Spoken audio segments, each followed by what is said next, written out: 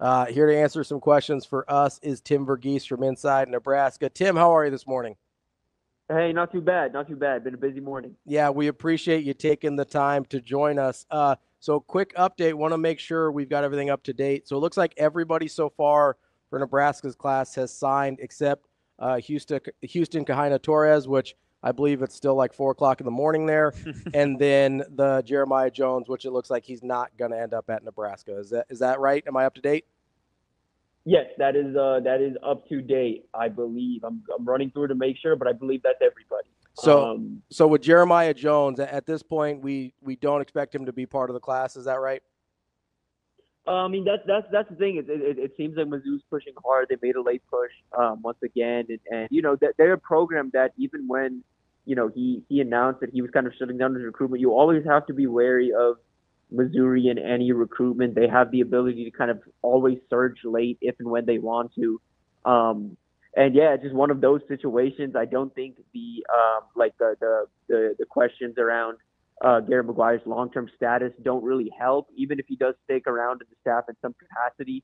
I think the fact that he was the lead recruiter there and is no longer going to be at least a position coach is something that didn't really help Nebraska in this one. But we'll see. This is one of those situations where I could still see Matt Rule and Gary McGuire and the staff potentially pulling this out and holding on to him. I think the best thing for Nebraska at this point would be for him to hit the pause button and maybe sign later this week, maybe Thursday or Friday. Give it a day to kind of just let both staffs make final pitches and kind of hear everybody out. But as things stand, yeah, I'm not expecting to get into the class. Tim, with all the positive news of the signees and flips like Cortez Mills, there was one disappointment for Husker fans with Michael Terry staying in state at Texas. How close was Nebraska to pulling that off? Oh man, real close, and that's the thing. It's we saw comments afterwards being like, oh man, I mean, I feel like the kid was just using Nebraska. I mean, this kid, I'll say this, the kid is not really on social media like that. Like he just started using social media in high school, so he's not even really on it like that.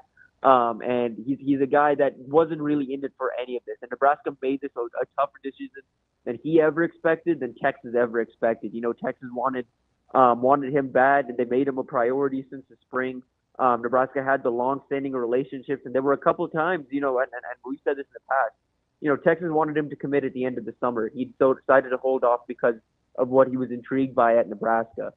Mid-season, Texas tried to get him to shut things down again. He still wanted to keep an eye on Nebraska, and by the end of the season, ultimately Texas came out on top. And I'll say this too: NIL didn't ultimately play a factor. At the end of the day, the offers were relatively similar on the table. It ultimately just came down to what he felt more comfortable with. At the end of the day, I think Nebraska winning a couple more games this year, a little more clarity on the coaching staff side of things would have potentially helped Nebraska here too. But at the end of the day, they fought really hard. And this is a recruitment that at the end of the day, these relationships pay off because down the line, we've seen it before. We're going to see it again. Texas is a very crowded receiver room. Terry could end up being the odd man out, and Nebraska could end up being the benefiting end of that down the line. Tim, you mentioned some of the coaching clarity and things like that. Obviously, today and yesterday have been a lot about getting this recruiting class in the door. But how are you filtering through all of the coaching staff shakeup news? Whether it's it appears Dikell Shorts is going to end up being the wide receiver coach or working with the wide receivers in some fashion, and then obviously Nebraska's still looking for a DC. Right. Yeah. I mean, the defensive coordinator used. I thought it was interesting the way that broke. Just because, White is a good recruiter, but at the end of the day, I think a lot of these guys in this class, as you're seeing now with most everybody signed, the key relationships were the position coaches. And those guys sticking around. I mean, I'll say this. No one's really sure what Terrence Knighton's going to do, but the fact that he's on these signing day shows this morning, I think bodes well, and the fact that all these guys have committed to. We'll see what ends up happening there. But he's at least done his part to help the guys that he brought to Nebraska, signed with Nebraska. He's done his part there. So regardless of what happens, Knighton saw this through. And that's been, very, good for him, regardless of what happens. And yeah, that secondary, I think John Butler did a good job of building those relationships, keeping those guys locked in. And then Rob Dvorak, I mean, more than anything, I think his effort really impressive because it's a really good linebacker group that they put together. And those guys would have had some late options if they chose to explore it, but they chose to stick with Nebraska. Tim, the receivers and the linebackers feel like this is the strength of this year's recruiting class. Is there an underrated position group that Husker fans should be keying more on from this class of 25? I think the defensive line class I just mentioned. I think solely because I think I'll say two. So the defensive line class one, because I think all three of those guys have the ability to come into Nebraska and contribute early, especially with some of these snaps that have just become available with all the portal exits on that side of the ball. Malcolm Simpson's a guy that can line up all over the line. Will likely starts his career defensive end, but can move inside. Same with Cade Petrak. Tyson Terry's a guy that you look at him, it's hard not to see, some Nash Hutmacher in him. Also a very talented, well-accomplished wrestler off the field. Has a lot of those similar traits. And I think all three guys are going to have an opportunity to play into the rotation like Keona Davis did this year, like Riley Van Poppel did last year, maybe even a bigger role. So I'd say that group. And then the other one, I'll say this too. I like this running back room. I mean, I like Connor Booth. I've after seeing him in person this year, getting an idea of just how big he is. I think Nebraska fans should feel a little more comfortable with the take. He's a legit 6'2", 210 pounds. Shows good vision, shows good long speed.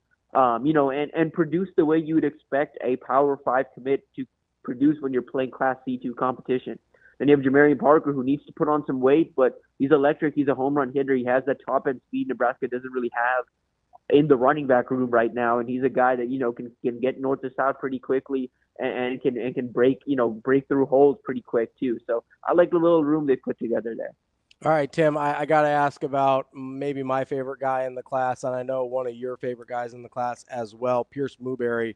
We talked about the linebacker room, but the guys that get a lot of the headlines, Dawson Merritt and Christian Jones, Pierce Mooberry's kind of flown under the radar a little bit for a lot of people. I know you like him a lot. What have you seen from Pierce that kind of makes you so enamored with him?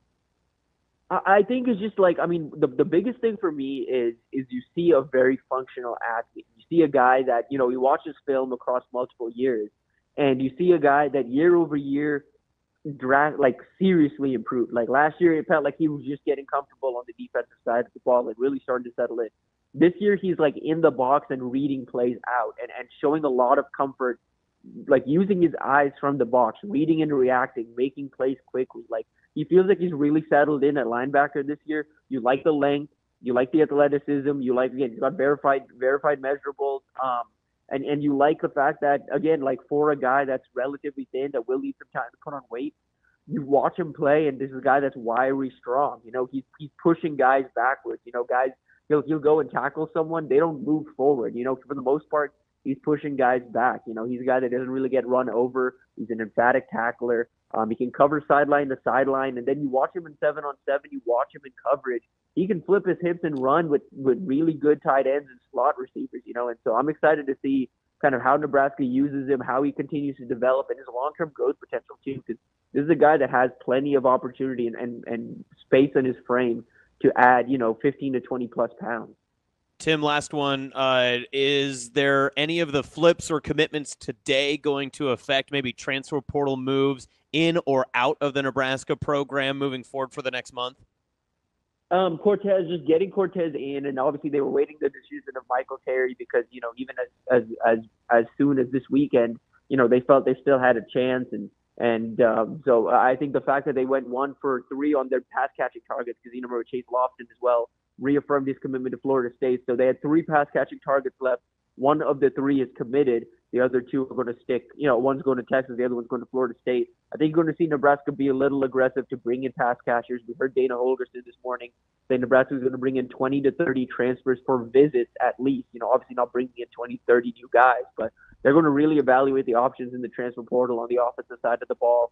And then Jones, I think, makes things interesting in the secondary because he's a guy that likely starts his career at wide receiver, but would, I think, long-term had the best highest ceiling at DB. Nebraska also missing out on Aiden Manitai. I think you're going to see Nebraska, they were already planning on being a little aggressive in the portal to find veteran defensive backs. I think you see them add some depth potentially in that class too, especially if they see some transfers out from that room. That's Tim Verghese, Inside Nebraska. Tim, we appreciate your time, and we'll talk to you again on Friday. Yes, sir. Talk soon.